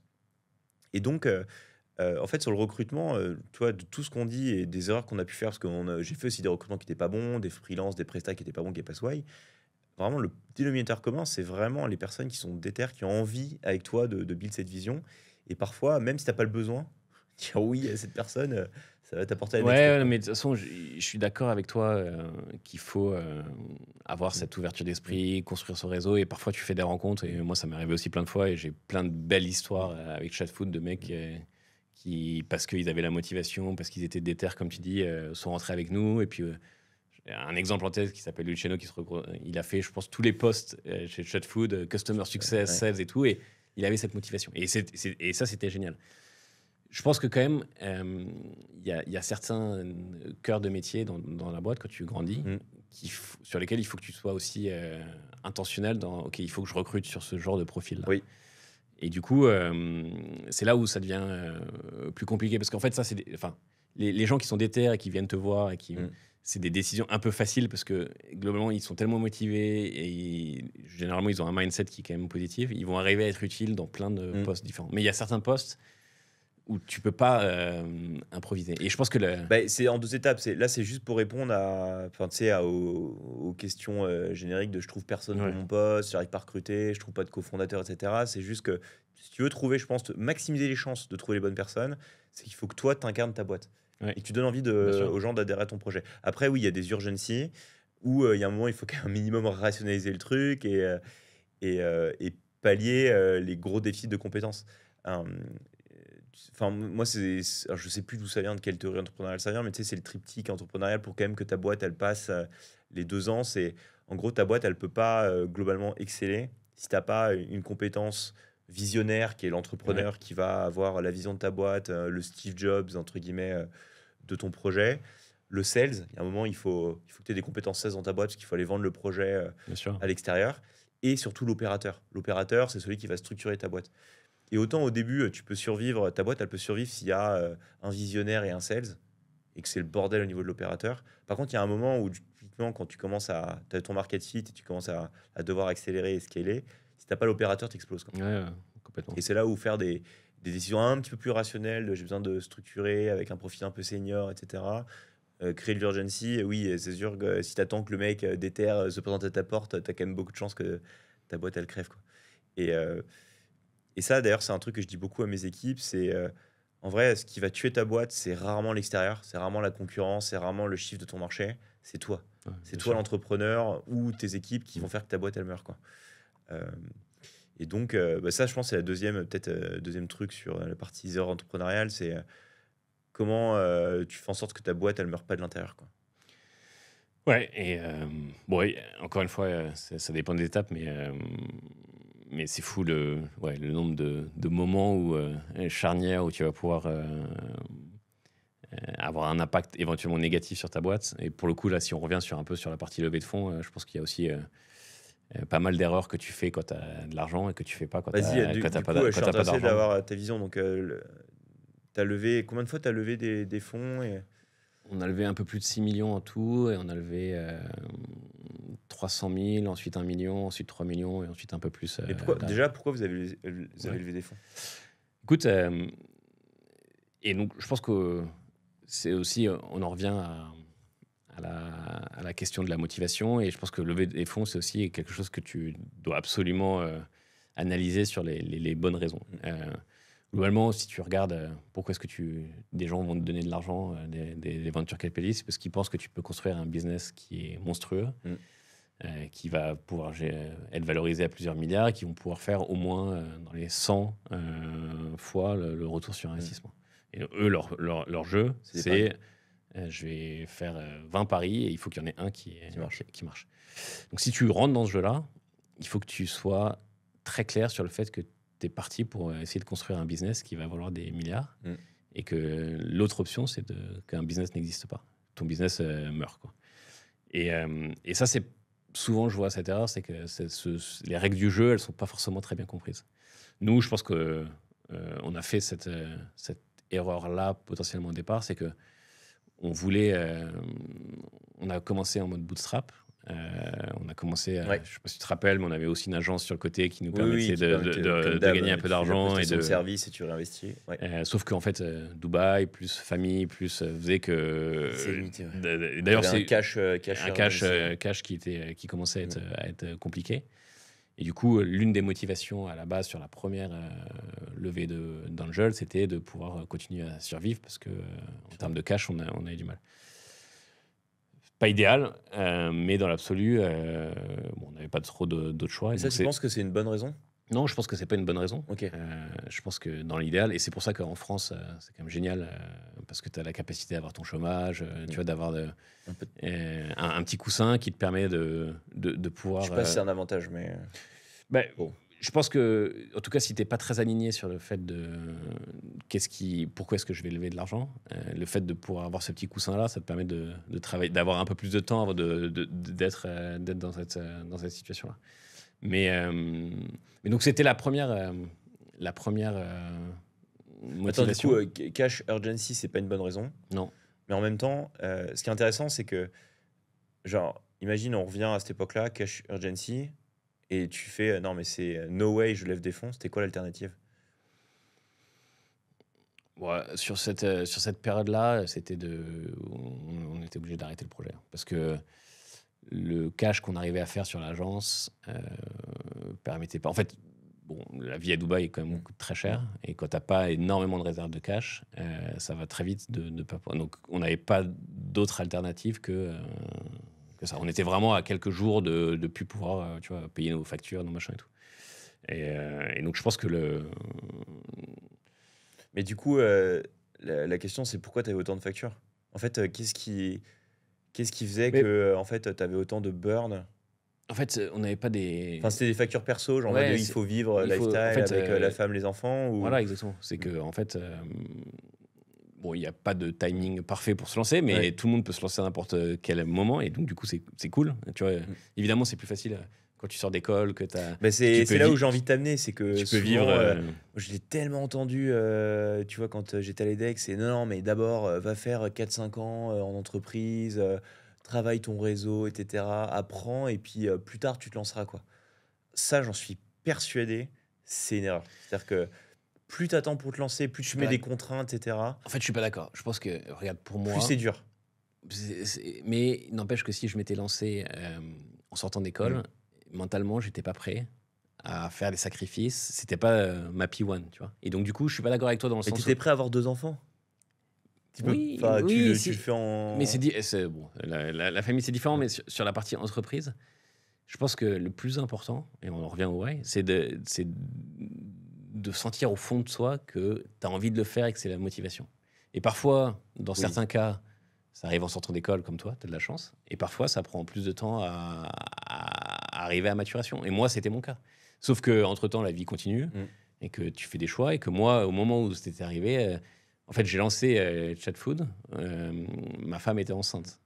Et donc, à un moment où je suis arrivé avec pas de boulot, pas vraiment de rentrée d'argent au minimum, la vie à Dubaï, un enfant et tout. Et du coup, c'est vrai que financièrement, ça commençait à être très compliqué. Parce que ce que j'essaie de comprendre, tu vois, dans ce que tu racontes, c'est en fait, tu sais que lever de l'argent, du coup, en cash urgency, tu le dis toi-même, c'est une mauvaise décision. Parce que, en fait, pour tout un tas de choses, tu n'es plus contrôle de ta boîte, enfin, on en parle, tu perds un peu le contrôle de ta boîte, etc. Mais moi, ce qui me frustre, c'est que bon, bah, j'adore entreprendre et j'ai envie de forcer, enfin pas de forcer, mais de convaincre les gens que ça peut être, en tout cas ceux qui ont envie de se lancer, que c'est une aventure formidable. Et je trouve ça trop dommage que tu vois, il y a des gens qui seront dans ton cas, qui n'auront pas la chance de pouvoir lever des fonds pour tout un tas de raisons. Et ça me ferait chier de me dire que la seule alternative, c'est, bah en fait, j'abandonne, tu vois. Ouais, alors en fait, tu as raison. Je pense que pour le moment. En fait, c'est vrai que quand j'ai réfléchi, quand on en discute, il faut apporter quelques nuances. C'est vrai que nous, en fait, l'alternative, ça aurait pu être OK, on laisse tomber la partie SaaS B2B, parce qu'on sait que ça prend du temps à développer et que tu vois, c'est quand même très exponentiel en termes de revenus. Et on se concentre à fond sur notre business d'agence. Ouais. Et donc, l'alternative, ça aurait pu être de se dire, on fait ça. Et du coup, ça va nous prendre peut-être 2 ans avant d'arriver à créer un cash flow. Et c'est vrai que l'avantage du business agent, c'est que tu peux faire des rentrées d'argent assez rapidement. Et donc, c'est vrai que je modère un peu ce que je viens de dire. C'est qu'on était très clair sur le fait que ce qui nous passionnait et ce qu'on avait envie de faire, là où on sentait qu'il y avait un vrai problème et d'investir notre temps et notre énergie, c'était sur la partie software. Parce que aider tous ces small business à bien se développer, ça nous parlait énormément et on sentait qu'il y avait un problème à résoudre. Et du coup, encore une fois, dans ce contexte-là, de se dire, on veut travailler sur ce projet-là et on sait que c'est là où on a envie de mettre tous nos efforts. On n'a pas envie de prendre un chemin de traverse avec une agence pendant 2 ans pour pouvoir. Et ben en fait, c'est vrai que par contre, on a une contrainte financière. À un moment, il y a un hard stop. Ben dans ces cas-là, la levée devient la partie assez importante. Du coup, ce qui me permet de faire le lien sur le fait aussi de dire que tous les business, faut aussi analyser bien son business et de voir est-ce qu'il y a un potentiel pour faire $1 billion compagnie. Nous, l'idée aussi, c'est que mentalement, peut-être qu'on n'était pas prêt, et on reviendra après sur qu'est-ce que ça veut dire quand tu lèves de l'argent en termes de mindset, de toi, sur la façon dont tu gères ta boîte. Mais en tout cas, le potentiel de notre boîte, avec un SaaS B2B sur un marché de la food qui était monstrueux, s'il y avait une bonne exécution et vu que le timing était quand même bon, il y avait un potentiel pour faire $1 billion compagnie. Donc, ce qui expliquait aussi pourquoi il y avait beaucoup de VC qui étaient intéressés à nous donner de l'argent parce qu'elles sentaient que donc c'est le potentiel était là. C'est fine. Parce que du coup, en fait, tu dis que tu l'as beaucoup fait parce qu'il y avait cash urgency, mais bon, la deuxième raison, c'est aussi parce que tu avais la volonté de faire une $1 billion compagnie. Et une $1 billion compagnie en bootstrap, on sait que... Alors, je modère un peu.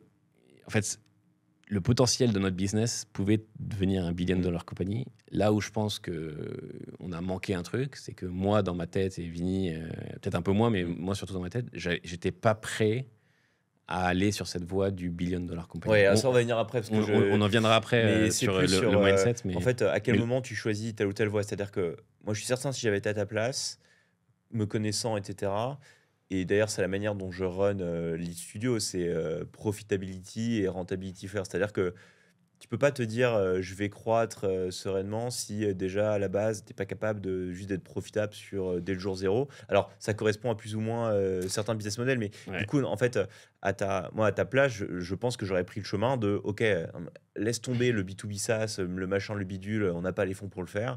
Viens, on va poncer avec Vinny à la partie agency. On essaie d'avoir des clients solides, on cache un maximum d'argent, on met un minimum de frais fixes, on met de l'argent de côté et ça va nous prendre peut-être 1 ou 2 ans. On a fait Facebook, compagnie, on a des super réseaux, on peut apporter de la valeur déjà avec tous ces gars-là.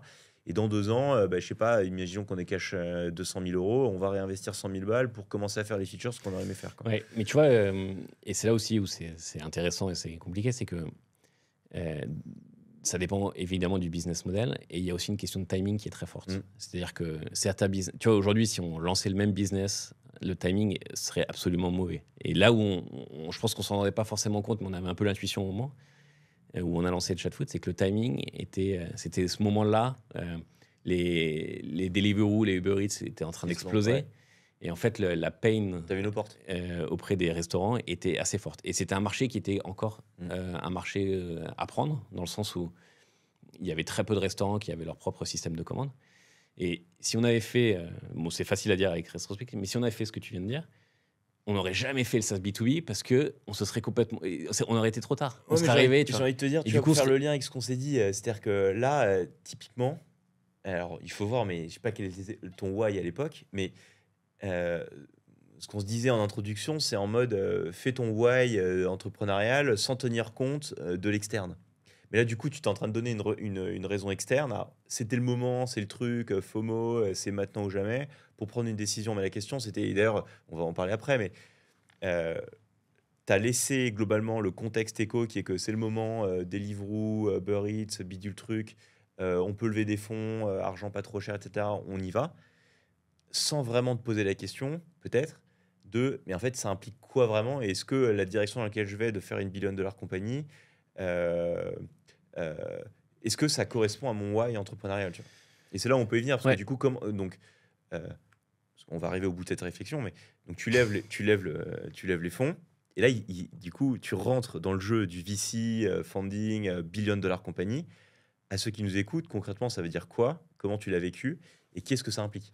Alors, maintenant, avec un peu de recul, il y a quand même une troisième voie qui existe et je pense que ça aurait été la bonne potentiellement pour nous, c'est la façon dont tu présentes le projet au VC. C'est-à-dire que il y a trois voies. Il y a la première voie qui est je ne lèverai jamais d'argent, je vais faire bootstrap, c'est pas mon truc. Et tout. Très bien, et en fonction du business model, ça peut marcher très bien. Il y a la voie je vais changer le monde, je vais faire une boîte qui va changer le monde. Et il y a une voie intermédiaire qui est j'ai besoin de lever de l'argent aujourd'hui, mais en revanche, mon projet, c'est pas de faire une billion-dollar compagnie, c'est de faire un beau business qui va être très rentable et peut-être à un moment ou à un autre, il va faire, je sais pas, 10, 20 millions de dollars de revenus et puis il y a quelqu'un qui voudra me racheter. Et du coup, toi, monsieur qui me donne de l'argent, tu vas pas faire 100x, mais tu vas peut-être faire 10x et 10x. Est-ce que c'est un modèle qui t'intéresse? Et il y a certaines VC qui vont dire non, non, moi je parie que sur les mecs qui font du 100x. Et il y en a d'autres qui disent ah ouais, moi ça m'intéresse. Donc, et ce modèle-là, moi je l'avais pas, donc je toi, le comprenais pas bien. Et donc on a fait quand même, on s'est quand même lancé sur la voie, mais sans avoir vraiment une compréhension de ce que ça voulait exactement dire en termes de rapidité d'exécution. Et du coup, ça veut dire quoi là, tu vois, s'il y a des gens là, qui sont dans ta situation là aujourd'hui, a posteriori, ça veut dire quoi rentrer dans la race de la billion ça veut dire que compagnie? nous, on a levé une première argent, on a commencé à avoir pas mal de traction, on était bons produits au bon moment, on avait aussi les bonnes équipes en interne sur la partie produit.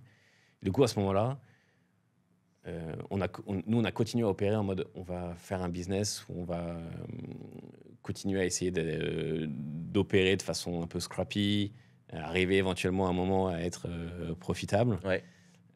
Alors que la logique, une fois que tu es dans ce truc, c'est de se dire ok, j'ai une preuve de marché, je commence à avoir un market fit qui est très clair. Maintenant, je vais relever encore beaucoup d'argent et je vais aller exécuter à fond et aller capturer énormément de parts de marché sur tous ces marchés.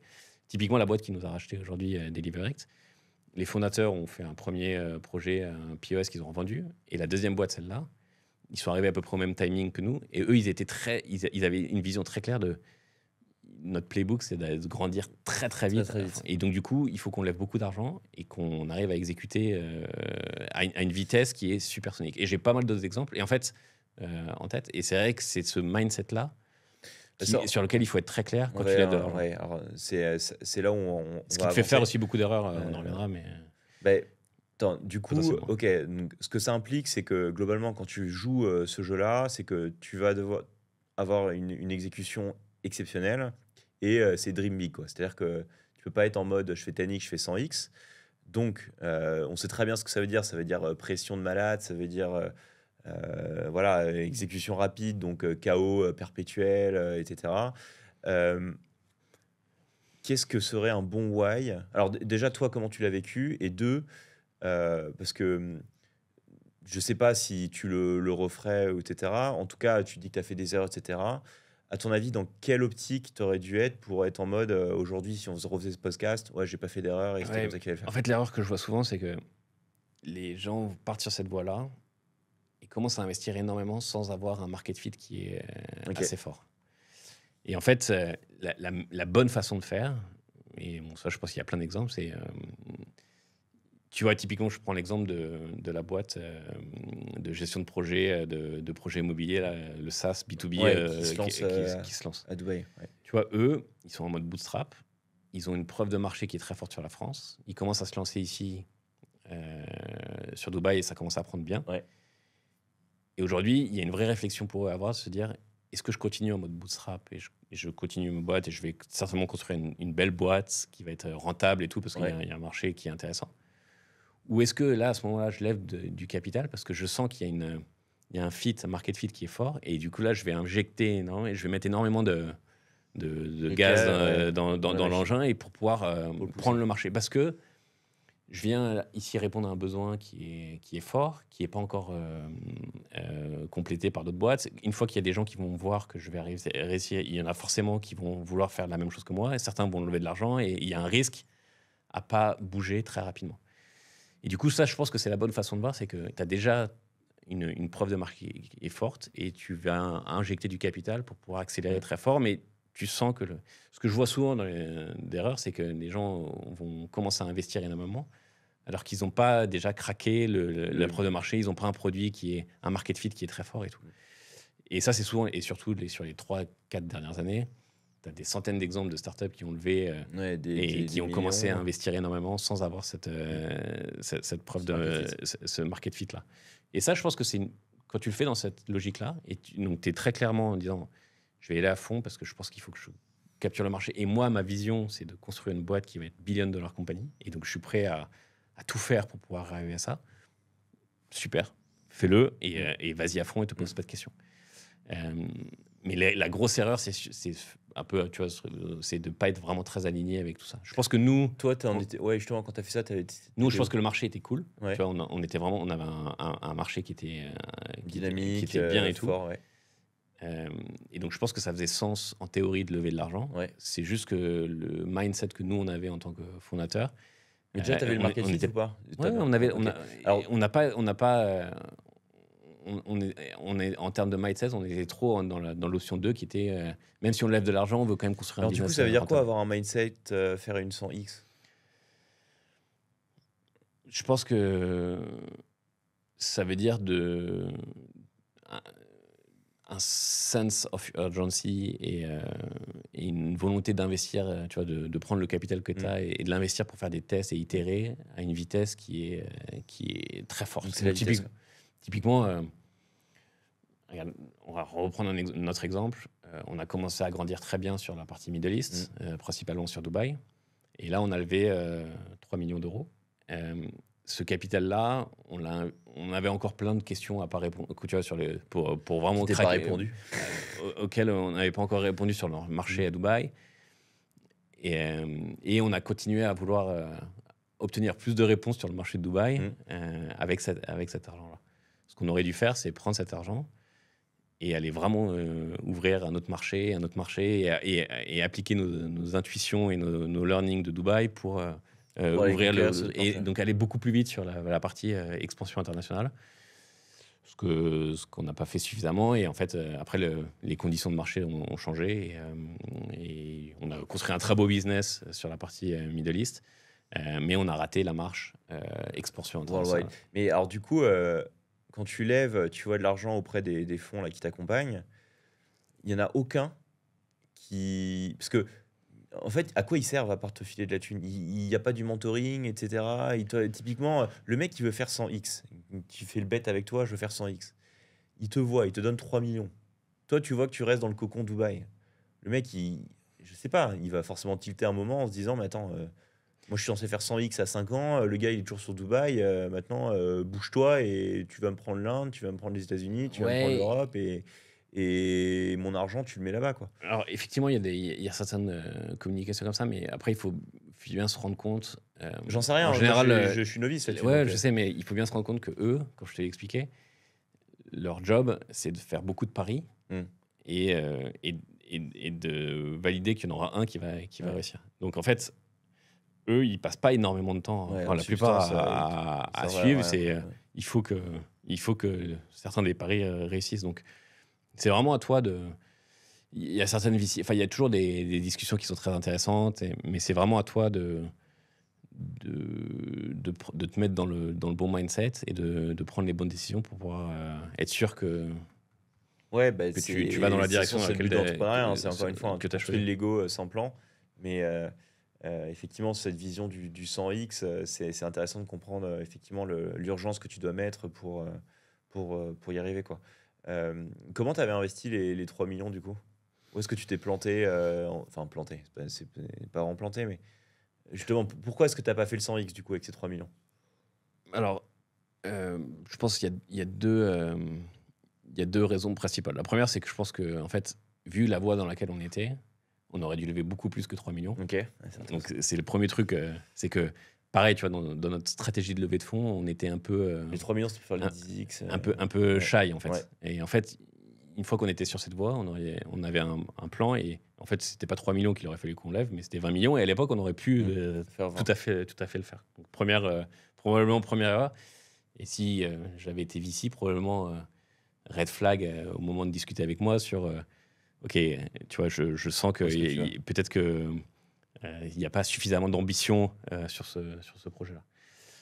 Deuxième chose, et donc ça, c'est qu'on a investi pas mal d'argent sur la partie produit et pas suffisamment sur la partie distribution et sales. Et donc, on a construit un super produit, mais encore une fois, si c'était à refaire, beaucoup de cet investissement, je l'investirais plus sur expansion internationale, go-to-market, sales, que produit. Et donc, c'est une erreur que je pense pas mal de gens font. C'est les premiers entrepreneurs, c'est d'investir trop sur le produit et pas suffisamment sur la Ouais, en partie même temps, si c'est distribution. un produit de merde, tu peux le distribuer, mais Ouais, mais bah, c'est toujours le côté des 20-80, tu vois.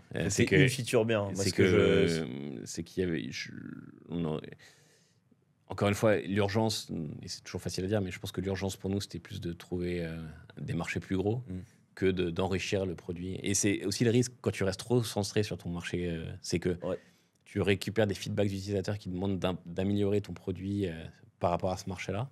Et tu restes vraiment dans ce cercle de ne pas arriver à D'hyper opti sur un truc d'hyper optimiser sur un marché minimum qui... local et pas un Bon, alors maximum après, global. on revient aussi sur le côté marché, c'est que on aurait fait la même erreur aux US. Ça aurait été génial parce que le marché, il est 250 millions de personnes Ouais. et que du coup, en fait, c'est super d'itérer à fond sur un marché.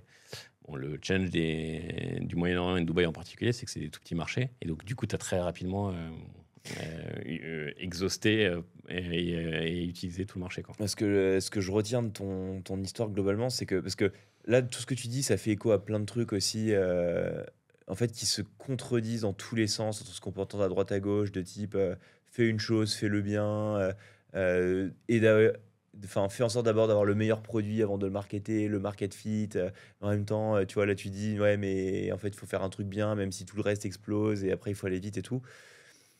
Tu vois, je me dis, en fait, je me rends compte, tu vois, même en discutant avec toi, à quel point tout se contredit tellement dans l'entrepreneuriat et que finalement, la seule manière vraiment de s'en sortir dans tout ça, c'est il y a pas déjà, il y a pas de plan, en fait, Ouais. whatever. Je pense qu'il faut prendre du recul sur ton marché. Chaque marché est spécifique, assez gris. C'est-à-dire que peut-être que pour toi, effectivement, c'est ce qu'il fallait faire. Demain, sur un autre marché aux US, comme tu dis, en fait, ça aurait été encore différent alors que tu le même produit. Euh, je pense que ce qui différencie quand même, tu vois, vraiment ceux qui arrivent à faire le billion de dollars des autres, c'est que je pense qu'ils ont une capacité à comprendre les paramètres de l'équation juste meilleure que la moyenne, quoi.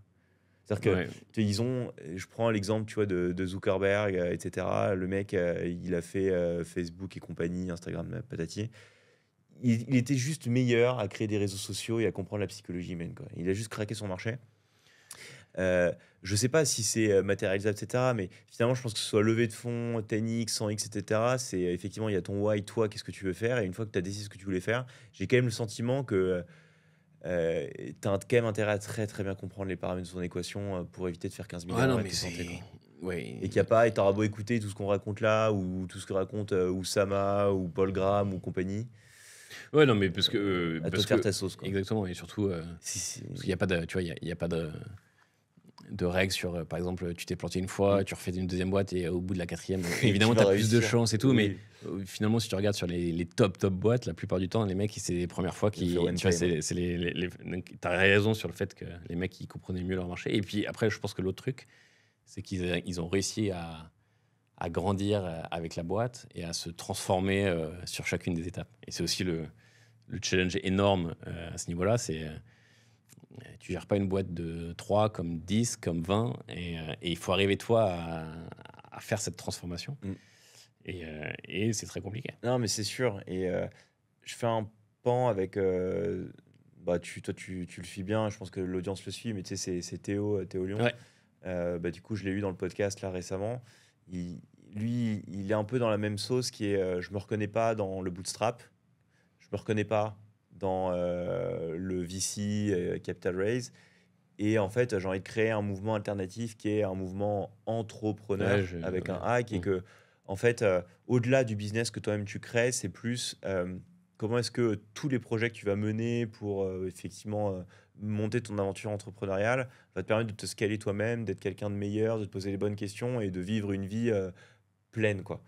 Et, euh, et je pense que, tu vois, pour faire le lien avec cette histoire de why ou quel modèle tu dois trouver ou en fait, effectivement, qu'est-ce que tu dois faire, j'ai quand même le sentiment que ceux qui y arrivent, qu'ils soient en billions de dollars, qu'ils soient en compagnie profitable ou en struggle de l'espace.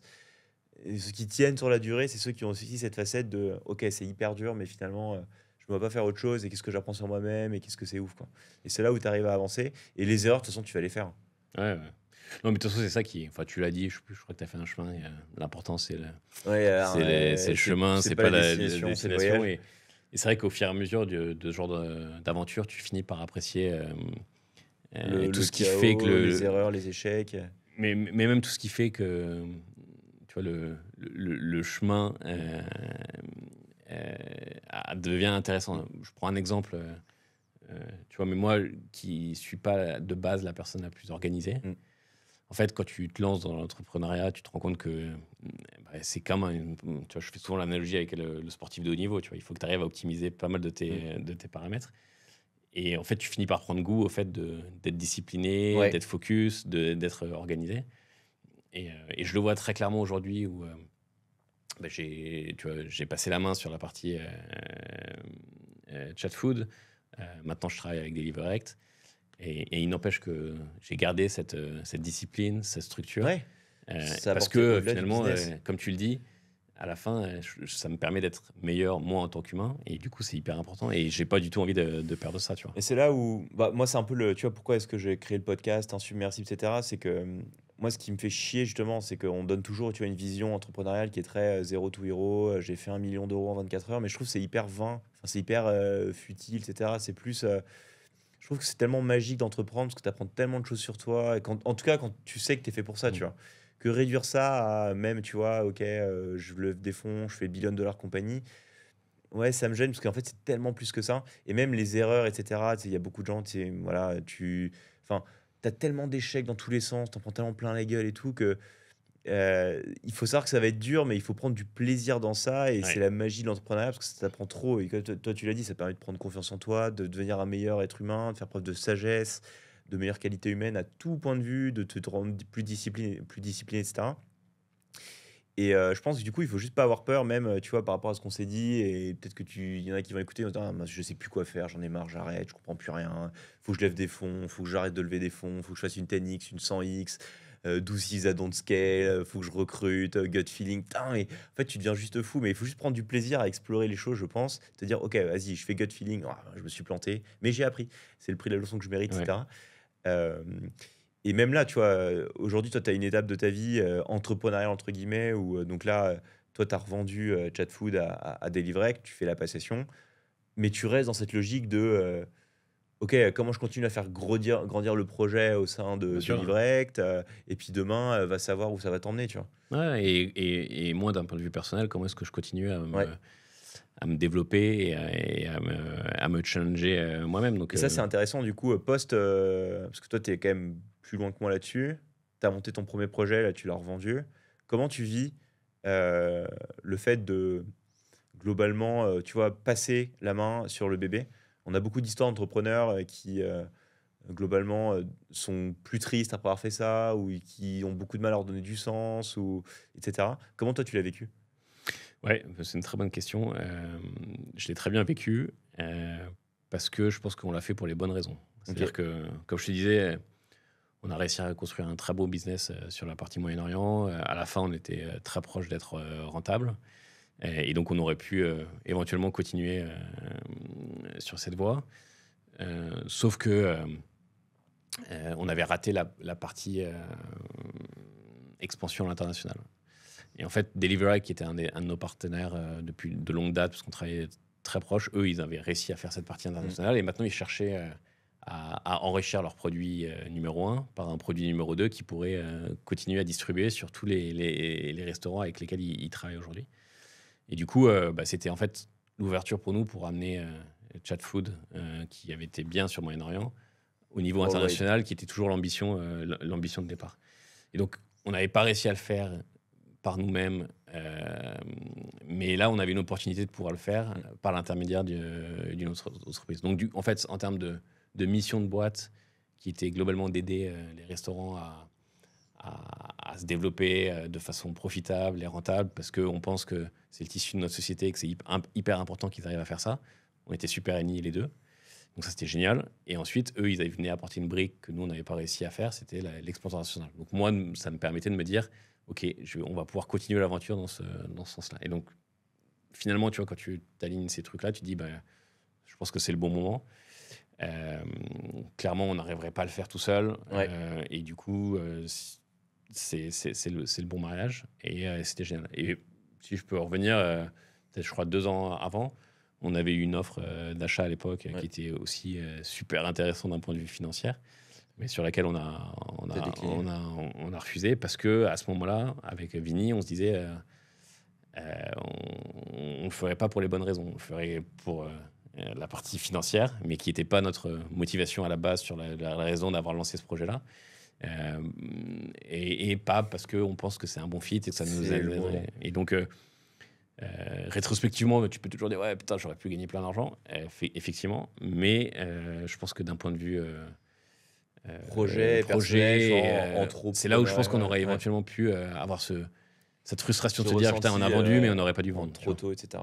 Et donc, après, c'est très compliqué et chacun a des histoires différentes, mais du coup, ouais, aujourd'hui, tu vois, Ah ben, je vis bien. la boucle est bouclée avec cette histoire de gut feeling, de why, de pourquoi tu le fais, etc. Ça dépend de quel est ton critère aussi de succès. Il y en a, ils auraient dit oui à la première offre parce que le critère de succès, c'était l'argent, etc. Toi, c'était le projet. Et je pense que oui, ça fait une bonne quadrature du cercle sur pourquoi entreprendre, Ouais. comment, pas avoir peur aussi de faire les choses et surtout de son why, quoi. Euh, Pour conclure cet épisode, j'ai envie de te poser des petites questions tac au tac rapides Ouais. pour que ceux qui nous écoutent te connaissent mieux en tant qu'entrepreneur. Euh, c'est qui allez, 3 personnes qui t'inspirent au quotidien? Bon, Peut-être les mêmes que toi, moi, hein. Moi, oh. dans un premier temps, c'est clairement une super relation qu'on a, donc beaucoup de chance. Euh, je réfléchis beaucoup avec Vinny aussi, donc de le voir évoluer, mon Ton cofondateur, cofondateur, est clairement quotidien. Et puis après, si j'élargis un petit peu, euh, j'aime beaucoup alors, le fondateur de Fresha, Will, qui a monté aussi un SaaS B2B, qui je pense, a un très beau projet. Donc, si vous ne connaissez pas la boîte, c'est un SaaS pour les spas, les salons de coiffure. Ok. Et super intéressant de voir toute son histoire. Il a une chaîne YouTube, podcast, Non, tout comment il partage. non, il a. Faut le voir en direct. Ouais, enfin, tu peux Il faut regarder lui sa parler, quoi. boîte. Et, après, sur les autres personnes un peu plus larges, je pense, pour aider l'audience, ce que j'aime beaucoup en ce moment, bon, il y a le fondateur d'Intercom, qui est absolument fabuleux. Et pour le coup, il y a plein de. Comment il s'appelle? Il y a Je sais plein pas qui c'est. de. J'ai un trou là tout de suite comme ça. Fondateur d'Intercom. Fondateur d'Intercom. Il a pas assez bien Euh, travaillé le fondateur, sa ouais. personal branding. Mais Et, c'est le fondateur de l'Intercom. Et Jason Fried de Basecamp, sorti Seven Signals, Ok. c'est hyper intéressant. Ok, trop bien. C'est quoi en ce moment le podcast que tu écoutes le plus et que tu kiffes le plus? Hormis Insubmersible, évidemment. Il y en a 2 que j'écoute très régulièrement, c'est All In Podcast, Ah ouais, il est qui trop est bien. super, et Tu m'as fait découvrir d'ailleurs. 20VC est top aussi, où il y a pas mal d'invités très cool. Donc, c'est 2 podcasts en anglais, mais je les conseille. Ouais. Ouais, c'est souvent les meilleurs. Ouais. C'est quoi, si tu devais conseiller à un entrepreneur, peu importe qu'il soit aguerri ou pas, le bouquin que tu lui conseillerais de lire pour devenir meilleur en tant qu'entrepreneur? Ça dépend des. Un seul. Ouais, bon, ça dépend des moments, mais un que j'avais lu au début et que j'ai relu derrière, c'est The Hard Thing About the Hard Things Ah ouais, de oui. Horowitz. Horowitz. Et en fait, c'est marrant parce que ce genre de bouquin, et c'est souvent le cas pour plein de bouquins, c'est tu le comprends en fonction des moments auxquels tu le lis, tu le comprends plus ou moins. Et je pense que la première fois, je l'ai un peu compris, et là, le fait de le relire récemment, il est vraiment exceptionnel. Mais ouais, ça dépend des bons moments. Ouais. Ouais, ce bouquin, il est. Bah, tu me l'as conseillé. Enfin, Ouais. moi, j'ai envie de te dire, toi aussi, tu déteins vachement sur moi parce qu'en fait, tout ce que tu me conseilles, All In Podcast, c'est exceptionnel. Horowitz, je l'ai lu, etc. Et je ne peux que vous encourager d'ailleurs à le lire, Hard Things About Hard Things. Déjà, c'est bien écrit. Parfois, ça peut être un peu rebutant. Et deux, ouais, c'est vraiment un super podcast. Enfin, un livre. Tu te vois où dans 10 ans? Écoute, je pense que j'aurai remonté une autre boîte. Ça n'arrête jamais. Et à ce moment-là, ça sera une boîte où certainement bootstrap où on est vers un peu d'argent. Mais le drive que j'ai maintenant, c'est OK, comment je construis une belle boîte qui peut être très scalable mais rentable. Et donc, c'est clairement une des motivations. Pas tout de suite, mais dans 10 ans, ouais. On verra. On fera l'épisode dans 10 ans. Et dernière question pour toi. Qu'est-ce que tu penses de l'entrepreneuriat familial, entre frères et sœurs et entre parents? Je veux dire que toi et moi, on bosse ensemble? Ouais. Enfin, on bosse ensemble. Enfin, je veux dire, ensemble, mais que... Est-ce que tu... Que des frères et des...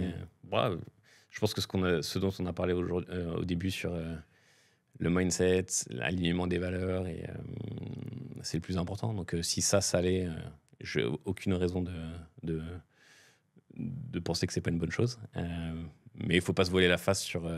c'est pas parce qu'on est frères ou qu'on est dans la même famille que ça fait sens de bosser ensemble. Ouais, exactement. Non, mais pour moi, c'est une grande chance de t'avoir et d'avoir aussi Adrien et nos 2 sœurs.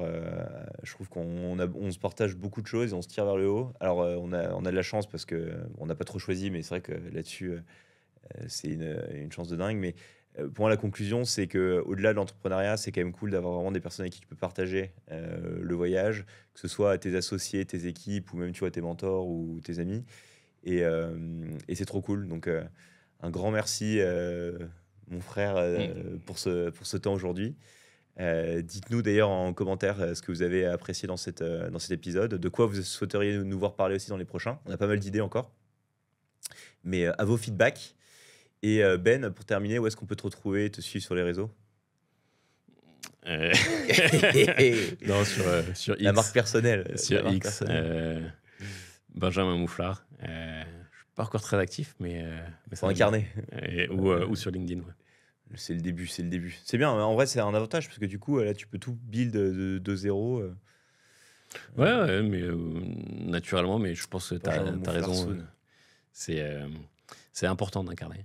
Et il faut que je le fasse plus. Créer du contenu. Ouais. Bon, j'espère que ça vous a plu. C'était les frères Mouflard pour Insubmersible. On vous retrouve très vite pour un nouvel épisode. Insubmersible, le mot de la famille. Fin, le mot de la fin. Merci Toto d'organiser ça. Et ouais, à très vite.